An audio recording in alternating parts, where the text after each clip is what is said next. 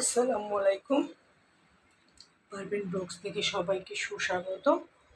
আজকে আবার নতুন একটা ভিডিও নিয়ে আপনাদের মাঝে চলে আসলাম। আপনারা কেমন আছেন? নিশ্চয়ই ভালো। আমরা আল্লাহর রহমতে ভালো আছি। যারা পারভিন ব্লগসের পাশে আছেন তাদেরকে অসংখ্য ধন্যবাদ।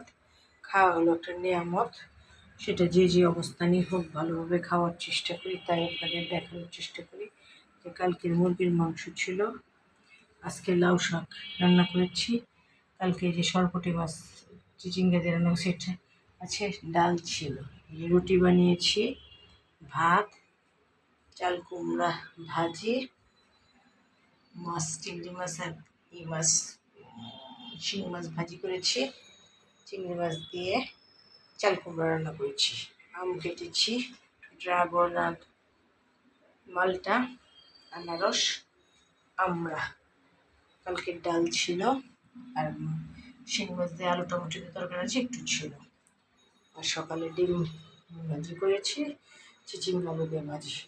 এই হলো আজকের চিচিঙ্গা আলু দিয়ে ভাজি, চাল কুমড়া দিয়ে চিংড়ি মাছ, শিং মাছ আর চিংড়ি মাছ একটু ভাজি করেছি, ডিম ভাজির জন্য আলু পেঁয়াজ আর কাঁচামরিচ কেটে রেখেছি, কালকের মাছের তরকারি, কালকের একটু ডাল, সরপুঁটি মাছের একটু তরকারি, আজকে শাক ভাজি করেছি, মুরগির মাংসের একটু তরকারি আছে, রুটি বানিয়েছি, ভাত, আমরা,